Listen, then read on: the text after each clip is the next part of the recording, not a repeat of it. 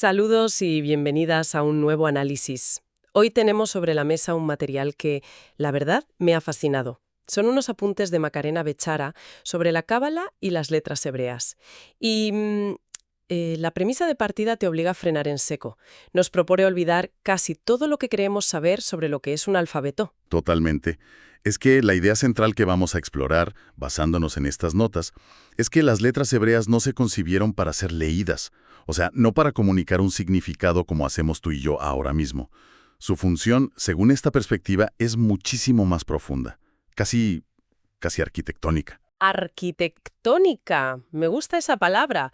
Pues vamos a meternos de lleno en esa arquitectura. La misión de hoy es entender esa otra dimensión. Las letras no como símbolos pasivos, sino como una especie de, no sé, tecnología espiritual, como válvulas que literalmente regulan el flujo de la existencia.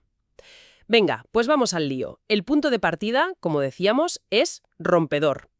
Las letras hebreas no están hechas para ser leídas. A ver, expliquemos esto bien, porque suena una contradicción en toda regla. Un alfabeto es, por definición, para leer. ¿Qué quieren decir estas notas con eso? Claro, es que choca con toda nuestra lógica. Lo que proponen estos apuntes es que la lectura es una función que se les añadió mucho después.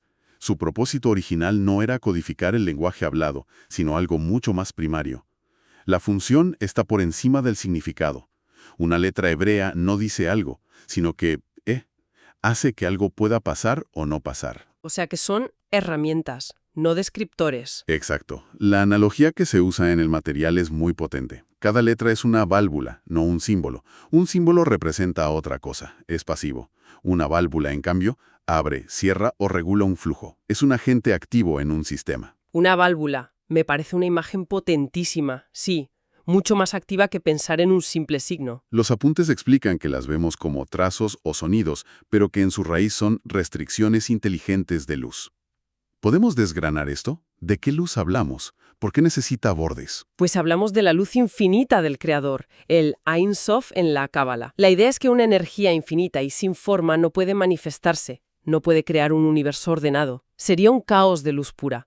Para que exista algo concreto, esa luz necesita recipientes, bordes que la contengan y le den forma. Esas restricciones inteligentes, esos bordes activos, son las letras. Vale, ahora lo pillo mejor. No son adornos, son los ladrillos fundamentales. Y si son ladrillos, supongo que no hay ninguno que sobre. Precisamente. Y esto implica que no hay letras neutras o, no sé, decorativas. Cada una tiene una función específica e irreemplazable. Una abre un tipo de flujo, otra lo bloquea por completo y otra lo redirige. El texto las define como una decisión ontológica. Cada letra es, en sí misma, una ley de la física de la existencia. Por eso no se pueden cambiar. Y eso conecta directamente con el siguiente punto, que es de los que te dejan pensando un buen rato. El texto afirma que el alfabeto hebreo no fue creado o inventado por nadie, sino que fue percibido. Lo compara con la forma en que Newton percibió la ley de la gravedad. La gravedad estaba ahí antes, él solo la formuló. Esa es la clave para entender su supuesta inmutabilidad. A diferencia de otros alfabetos, como el nuestro, que viene del latín y que ha evolucionado una barbaridad, o los jeroglíficos que se simplificaron, el hebreo se ha mantenido prácticamente idéntico durante milenios. Las notas dicen que resiste la modernidad no por un conservadurismo cultural, sino porque su naturaleza no es cultural. Entiendo la idea de que sea inmutable, pero compararlo con la gravedad o la velocidad de la luz, ¿no es un poco exagerado? Al final del día, ¿son trazos en un papel o en un pergamino? Bueno, desde un punto de vista puramente materialista, sí, lo es. Pero la perspectiva que ofrecen estas notas es que esos trazos son la representación en nuestro plano físico de una estructura que existe en todos los niveles de la realidad. Son como la sombra que proyecta un objeto tridimensional en una superficie de 2 dimensiones. La sombra no es el objeto, pero revela su forma. Las letras serían la sombra en nuestro mundo de una estructura universal. Por eso no evolucionan. ¿Entiendes? No puedes mejorar la fórmula de la gravedad, solo puedes entenderla mejor. Vale, esa analogía de la sombra me ayuda a visualizarlo. No es el objeto, pero lo representa fielmente. Y siguiendo con esta idea de que son estructuras fundamentales, otro concepto potentísimo que se presenta es que las letras existen antes que los mundos. Sí, según la Cábala del Ari, que es una de las fuentes citadas, el orden de la creación es inverso a como lo imaginaríamos. Primero existen las formas de limitación, las letras, y solo después a través de ellas se manifiestan los cuatro mundos. Son el andamio sobre el que se construye todo lo demás. Un momento, has mencionado cuatro mundos. El texto los nombra muy de pasada. Asia, Yetzirah, Briah y Atzilut. Suena muy denso. ¿Podemos dar alguna pincelada para que no nos perdamos? Claro, es fundamental. Imagínalos como cuatro niveles de realidad, yendo de lo más abstracto y espiritual a lo más concreto y físico. Atzilut sería el mundo de la emanación pura, la idea en la mente de Dios, por así decirlo. Briah es el mundo de la creación, donde esa idea toma una primera forma, como un plano. Yetzirah es el mundo de la formación, donde los detalles se ensamblan, como la maqueta de un edificio.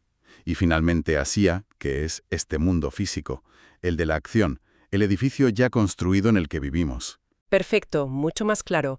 De la idea pura al edificio terminado. ¿Y las letras? ¿Dónde encajan en todo esto? Atraviesan los cuatro mundos. Y aquí viene lo fascinante. La misma letra funciona de manera distinta en cada uno de esos mundos, pero su identidad, su función esencial, no cambia. La fuente usa una analogía genial. Es como la misma ecuación matemática. Puedes escribirla con tiza en una pizarra, proyectarla con un láser o codificarla en un campo magnético. Cambia el medio, la manifestación, pero la relación que describe la ecuación es la misma. La letra es esa ecuación. Vale, ¿y si esta estructura atraviesa toda la realidad? ¿Qué significa eso para una persona? La conexión con el alma que se describe es muy directa y técnica, no es una metáfora poética. El alma no usa las letras para hablar. Según esto, el alma está compuesta por una combinación específica de letras. Exacto. La raíz del alma se define como una combinación estable de letras. Y el proceso de corrección espiritual, el famoso tikkun, se describe aquí como un reordenamiento permitido de esas letras. Me interesa mucho esa idea del reordenamiento permitido. ¿Qué significa permitido en este contexto? ¿Sugiere que hay reordenamientos que no lo son? ¿Que serían peligrosos o incorrectos? Exactamente. La idea es que el alma tiene una estructura base, su fórmula original, pero también una cierta flexibilidad para adaptarse y corregirse. Un reordenamiento permitido es aquel que te alinea con tu propósito, que te afina para cumplir tu función. Uno no permitido sería como intentar meter a la fuerza una pieza de un puzzle donde no encaja. No solo no funciona, sino que puede dañar las piezas de alrededor, generando desarmonía. Esto ofrecería una explicación, desde esta óptica, a fenómenos muy humanos. Por ejemplo, por qué algunas personas resuenan al instante, aunque no tengan nada en común, lógicamente, o por qué otras generan un rechazo visceral sin motivo aparente. Desde esta perspectiva, sí. La resonancia se explicaría porque esas almas comparten letras raíz en su combinación, vibran en una frecuencia compatible. El rechazo sería una incompatibilidad de combinación, como dos sustancias químicas que reaccionan mal al juntarse. No es bueno ni malo, es simplemente una cuestión de estructura. Entendido. O sea que no es solo teoría, es una tecnología con aplicaciones muy concretas. Las notas dan un ejemplo práctico, el de la letra Vav. No se la describe por su significado, sino como un cable que une lo de arriba con lo de abajo. Y esa función es literal. Si en un texto sagrado falta una Vav donde debería estar, según esta visión, no es un error ortográfico, es que el flujo de energía se ha cortado. Si hay una Vav de más, donde no toca, se produce una sobrecarga, un cortocircuito. Por eso se dice que una sola letra de más o de menos puede cambiar el destino, no solo el significado de una palabra. Y esto me lleva a otra idea que aparece en los apuntes, que hay letras o combinaciones que son peligrosas si no se usan bien. Peligrosas es una palabra fuerte, pero sí, la idea es que no deberían activarse solas. Necesitan un contexto o un recipiente adecuado, lo que en hebreo se llama un kli. El texto explica que ciertas combinaciones de letras, ciertas permutaciones, no se meditan o se enseñan hasta etapas muy avanzadas del estudio. Y no es por secretismo o por elitismo, es una medida de seguridad, ¿sabes? Como no dejar que un niño juegue con un enchufe sin protección. Es una buena analogía. Esas combinaciones activan flujos energéticos muy potentes sin la contención necesaria, lo que, según el texto, podría romper al recipiente, es decir, a la persona. Podría desestabilizarla a nivel psicológico o incluso físico. Vaya tela. Esto choca frontalmente con muchas ideas de la espiritualidad más moderna. Pienso en toda la corriente New Age, que se basa en elevar tu vibración o vibrar alto como el objetivo supremo. El texto critica directamente esta noción. La critica porque la considera imprecisa.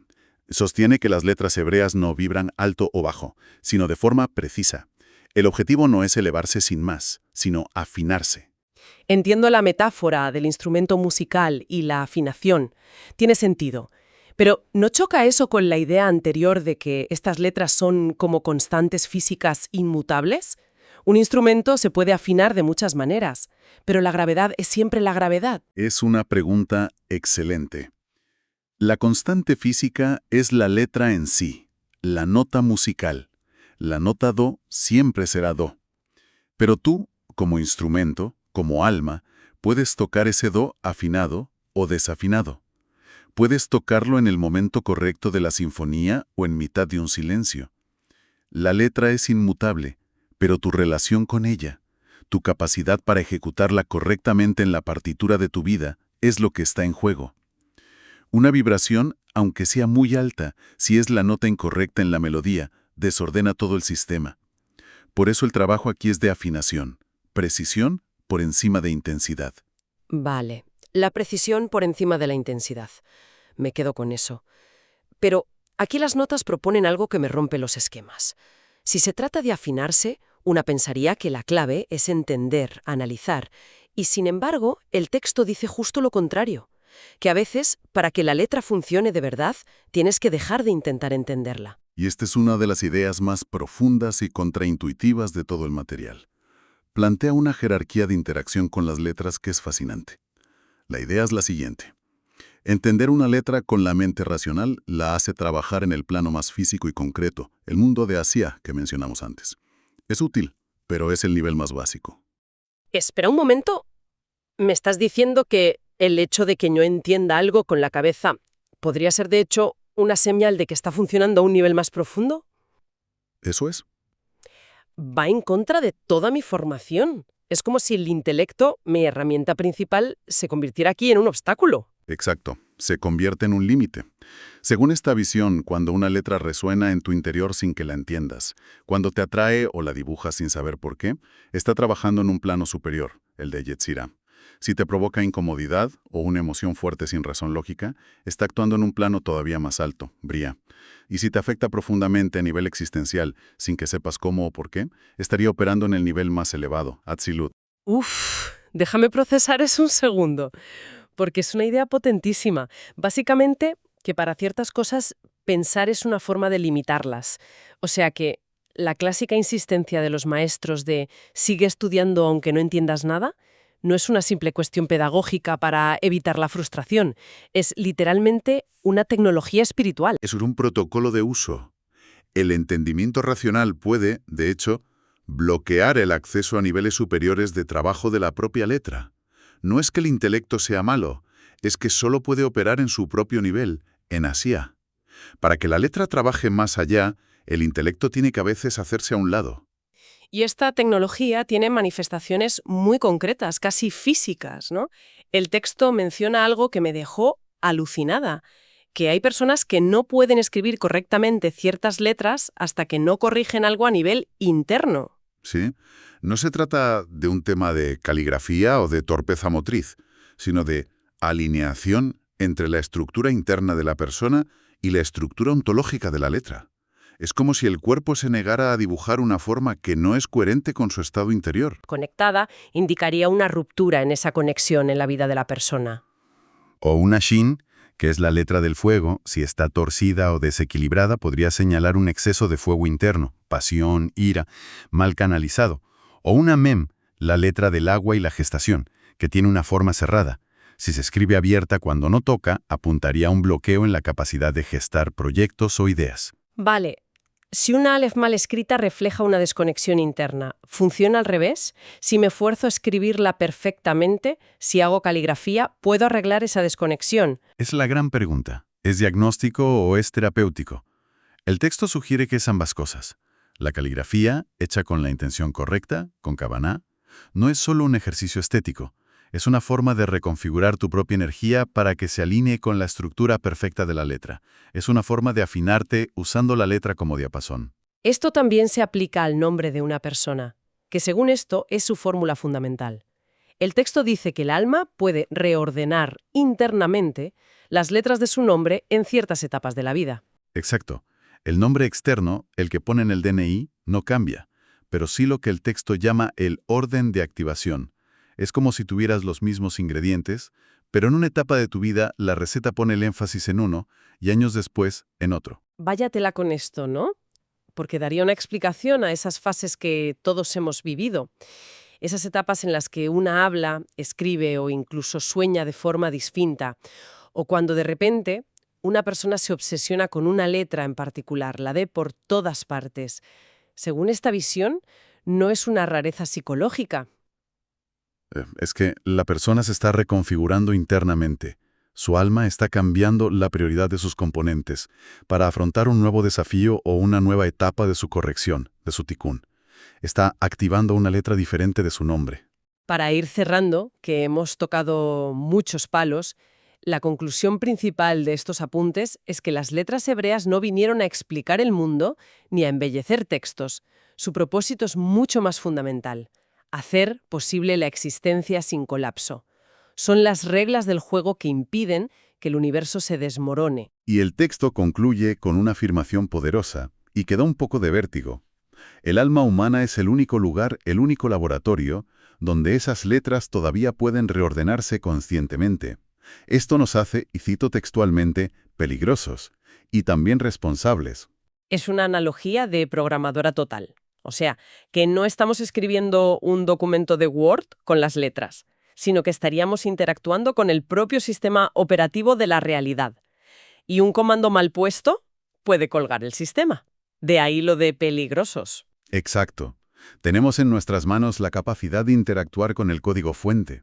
Y eso conlleva una responsabilidad inmensa. Y para dejar una última idea en el aire, una reflexión final que propone el material y que me parece de una profundidad enorme. Hay letras que no buscan la luz, sino el silencio. El ejemplo que da es el de la letra Hei. Si te fijas, tiene un hueco, un espacio vacío que es casi más importante que su trazo. El texto dice que si llenas ese hueco de significado, si intentas explicarlo demasiado, la rompes. Pero si la dejas respirar, ese vacío abre mundos. Por eso se nos dice, el nombre de Dios de 4 letras, el tetragramatón, no se pronuncia. Y la razón no es un tabú o un miedo supersticioso. La razón, según esta fuente, es técnica. El sonido cerraría lo que el silencio mantiene abierto. Pronunciarlo sería limitarlo, colapsar todo su potencial en un solo significado, en una sola vibración. Es una idea preciosa y muy potente para terminar. Y nos deja con una pregunta que va mucho más allá de las letras. ¿Qué otras cosas en la vida, en nuestras relaciones, en el arte, en nosotras mismas, ganarían un poder inmenso no al ser explicadas, analizadas o llenadas de ruido, sino al permitirles simplemente respirar en su propio silencio?